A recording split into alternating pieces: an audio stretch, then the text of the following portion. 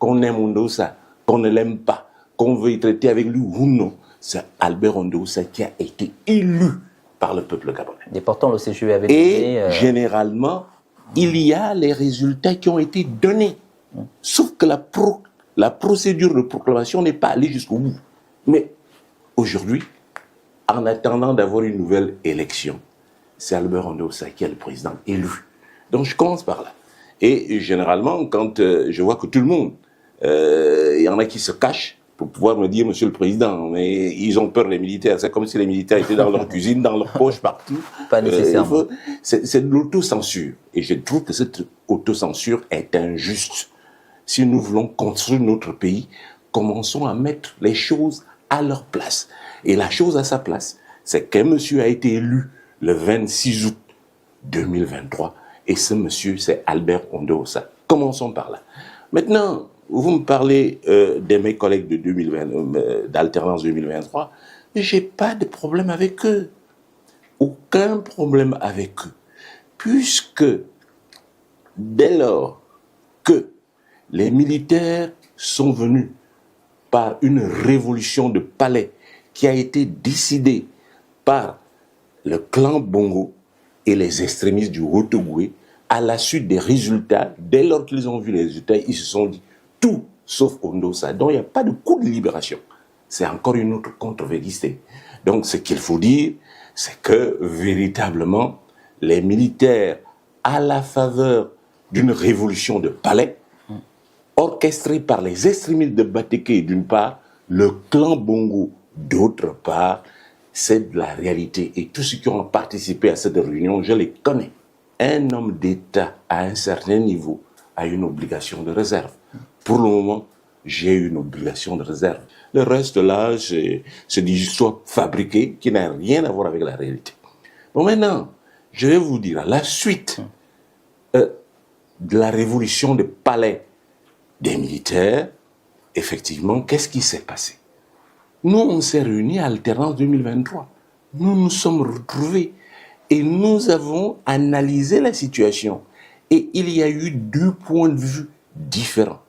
Le point de vue majoritaire, c'est que les militaires sont là. C'est une situation de fait. Il faut leur accorder le bénéfice du doute. Il faut travailler avec eux, le temps de voir, et véritablement, s'il y a des corrections à faire, on peut faire des corrections à l'intérieur. C'était le point de vue majoritaire. Mon point de vue était différent. Je suis un démocrate. Je ne m'accommode pas avec des coups d'État, avec des situations de fait. Je suis sur des situations de droit. Et nous nous sommes bien entendus, vous pouvez partir. Moi, jamais je ne franchirai ce pas-là, parce que c'est comme si je me reniais. Voilà la réalité. Et depuis qu'ils y sont, effectivement, nous n'avons plus de contact fréquent, direct, mais quand on se voit, on se salue, on se retrouve, on se parle, surtout, on se parle pour certains d'entre eux, et tous, nous avons espoir de nous retrouver dès lors que l'ordre républicain sera établi. Donc je n'ai aucun problème avec eux. Chacun d'entre nous est tout à fait libre de choisir la voie qui lui semble la meilleure. Moi, j'ai choisi la voie qui me semble la meilleure. J'y suis et j'y reste. Parlons du retour justement à l'ordre républicain. Est-ce que vous pensez pouvoir justement toujours accéder au fauteuil présidentiel après que tout soit rétabli? Est-ce que je pense toujours? Bien sûr que je le pense. Si nous allons dans l'ordre des choses, que disent les militaires?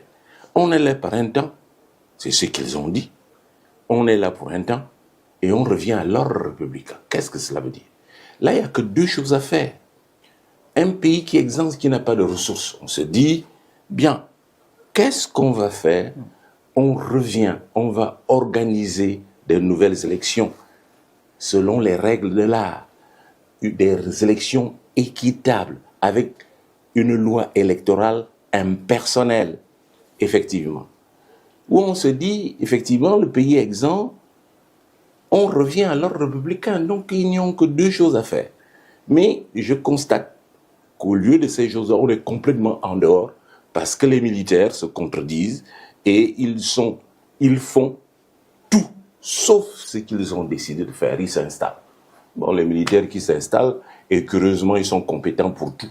On les retrouve dans tous les secteurs, ils sont partout. Et précisément, ils jugent des biens du pays, et ils dilapident les sous publics. Et à partir de ce moment-là, ils se complaisent dans leur situation, mais je pense que généralement, ça ne peut pas aller plus loin. Pourquoi? Parce qu'ils sont dos au mur. Et à partir du moment où on est dos au mur, s'ils ont encore un minimum de raison, il faut qu'ils prennent le courage de regarder derrière pour savoir ce qu'il y a lieu de faire. Pour ma part, je les attends à bras ouverts. Parce que dans ces situations-là, on négocie. Mais on ne fait pas le pédégisme, où négocier signifie effectivement aller chercher des copains, des coquins dans les quartiers. Non, la négociation, parce qu'il y a deux camps aujourd'hui, ceux qui ont soutenu le coup d'État et ceux qui ont soutenu Albert Ndosa qui a gagné l'élection. Là, c'est là que la négociation doit se faire, pour savoir en dehors de nos intérêts, qu'est-ce qu'on fait de notre pays? On va où? Avec qui? Et comment? À quel rythme? Cette négociation-là, elle s'est imposée hier, elle s'impose aujourd'hui. Pas des bricolages de réunions inclusives. Alors, et nous sommes dans un pays où les mots n'ont même plus leur sens. Ça veut dire que les Bongos sont toujours au pouvoir. Pourtant, c'est un combat que vous militez avant justement les élections. Sinon, depuis d'ailleurs des années, vous combattez non seulement Bongo, mais son système aussi. Ça veut dire que finalement, le combat pour lequel vous avez beaucoup mené, finalement, n'est pas allé à son terme. Bien évidemment, il existe dans la vie d'un homme, dans des objectifs, il y a l'objectif final, il y a l'objectif intermédiaire. L'objectif intermédiaire, c'était de se débarrasser d'Ali Bongo. Ça s'est fait, Ali Bongo est parti, parce que c'était la branche la plus abjecte de la dictature au Gabon et du système Bongo PDG. Mais maintenant, étant parti, il faut aller jusqu'à mettre le PDG et tous ses invités, tous ses affiliés hors d'état de nuire. C'est ça le problème. Et le combat continue. Il n'y a pas de problème à cet égard. La lutte continue. Et s'il fallait prétendre justement, on va dire, à la fonction présidentielle aujourd'hui, avec le critère d'éligibilité par rapport à cette nouvelle constitution, est-ce que vous pensez pouvoir justement encore... Alors, là encore, c'est une déviance. Nous sommes dans une situation où on se réfère à un président de la transition qui décide tout dans sa chambre, avec ses copains et coquins. Moi, je ne suis pas dans ce jeu, je ne suis pas dans sa chambre. Je ne suis pas dans son jeu. Moi, je suis dans le jeu de la République. Je n'ai que faire de ce qu'il dit. Lui, il dit ce qu'il a à dire. Il fait ce qu'il a à faire. Moi, je dis ce que je dois dire en ma qualité de président élu. Je dis ce que je dois dire parce que j'ai derrière moi le peuple. Ma position, je ne réfléchis plus pas en fonction de lui. Il n'a qu'à faire tout ce qu'il veut. Mais je lui dis la même chose que je disais à Ali Bongo hier. C'est le pédégisme qui continue. C'est exactement ce qu'Ali Bongo a fait hier. Mais Ali Bongo est où aujourd'hui? Donc qu'il fasse attention à ce qu'il fait. Sauf que il risque d'avoir le même sort qu'Ali Bongo. Le train de l'histoire se poursuit, on va dire justement avec les élections référendaires qui auront lieu ici le 16. Malgré votre position, il semblerait que les choses ne bougeraient pas, ne changeraient pas en votre faveur. En fonction de votre semblerait, heureusement que vous dites il semblerait. C'est le conditionnel. Qui sait de quoi demain sera fait?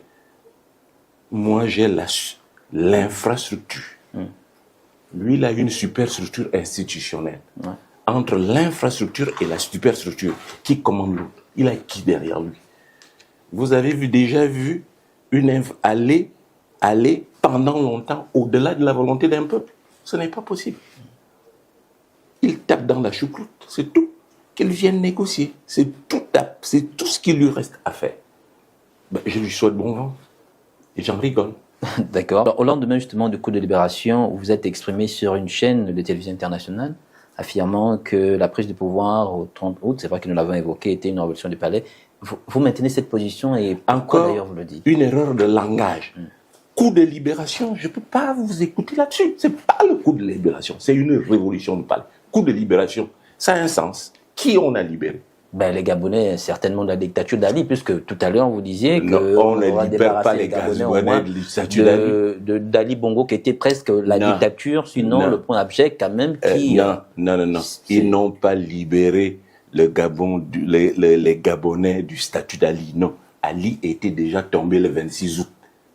Et les résultats ont été donnés le 27. Parce que les résultats sont donnés, que les extrémistes Bateke et le clan Bongo se sont retrouvés pour dire tout, sauf Ondosa. Voilà la réalité. Je n'ose pas aller plus loin. Donc, il ne faut pas m'embrouiller avec le coup de libération. C'est des expressions que moi, je n'accepte pas. Il ne faut pas amener le peuple dans des choses qui n'ont pas de sens. Coup de libération. Ils ont libéré qui? Ils n'ont pas libéré. Quel Gabonais ils ont libéré? Entre la situation du 25 août et la situation actuelle, quelle est la différence? Une différence que c'est Ali qui est parti. Tout le clan Bongo est là. Tout le pouvoir PDG est là. Qu'est-ce qui a changé? Alors, qu'on arrête ça. Pas de coup de libération, c'est une révolution de palais où Ali était gênant pour le clan familial, le clan Bongo, où Ali était gênant pour les extrémistes Bateke qui pensent que le pouvoir leur appartient. Voilà la réalité. Le reste là, n'amenez pas ça chez moi. Alors, parce que je connais la vérité. Alors, vous connaissez la vérité.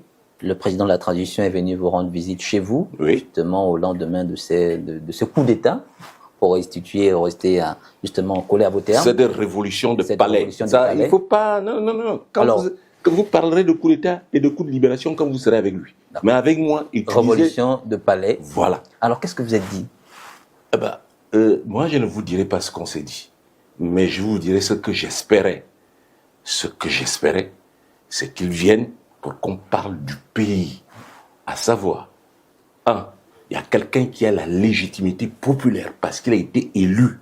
Et les résultats, il les connaît parce qu'Oligui a été destinataire, effectivement, des résultats donnés par l'institution chargée d'organiser les élections. Il a le même papier que j'ai. Alors à partir de ce moment-là, moi j'espérais qu'il arrive en se disant, bien, nous avons fait ce que nous avons fait, vous avez gagné l'élection, qu'est-ce que vous pensez? Quelle marche pouvons-nous avoir ensemble pour la transition, pour qu'on passe à une nouvelle république? C'est ce que j'espère. Et je n'ai pas eu cela. On est resté, il a parlé, je l'ai écouté, mais ça n'avait rien de tout ça. C'est tout ce que je peux vous dire. Donc, voilà. Et depuis lors, j'ai les bras ouverts, je l'attends. Effectivement, et j'attends. Je sais qu'à un moment ou à un autre, il a cogné le mur, il a le dos au mur, il viendra. S'il pense à la République, il viendra. Est-ce qu'entre-temps, vous appelez quand même avec... non, on ne s'appelle pas, on s'est vu 3 fois. On s'est vu chez moi, on s'est vu à la présidence de la République et on s'est vu à OIM. On ne s'appelle pas, non. Est-ce que c'est pour autant que vous appelez à, on va dire, à une sorte de nouveau dialogue? Non. Encore dans l'erreur. Ce n'est pas un nouveau dialogue. Ce qu'il y a eu, c'est un monologue. Il a appelé ces gens, des copains et des coquins qui sont d'accord avec lui. Ce n'est pas un dialogue. Un dialogue, pour qu'il y ait dialogue, il faut qu'il y ait les protagonistes. D'un côté, Oligui Nguema, de l'autre côté, Ondosa. À partir de ce moment-là, on parle de quoi? Pas de nos situations basses et personnelles, mais de la République, de l'avenir de nos enfants et de nos petits-enfants. Voilà l'enjeu. Donc ce n'est pas un nouveau dialogue, non. Ce qu'il a fait, ce n'est pas un dialogue, c'est un monologue. Tout le monde le reconnaît. Le monde entier le connaît. Donc pratiquement, le Gabon, c'est une quantité infinitésimale dans le monde. Vous prenez tous les Gabonais, vous mettez dans la ville de Douala. Tous les Gabonais dans la ville de Yaoundé. Yopougon, un quartier d'Abidjan, vous prenez tous les Gabonais, Yopougon est plus peuplé que la majorité, que tous les Gabonais. Alors, Gabon Direct.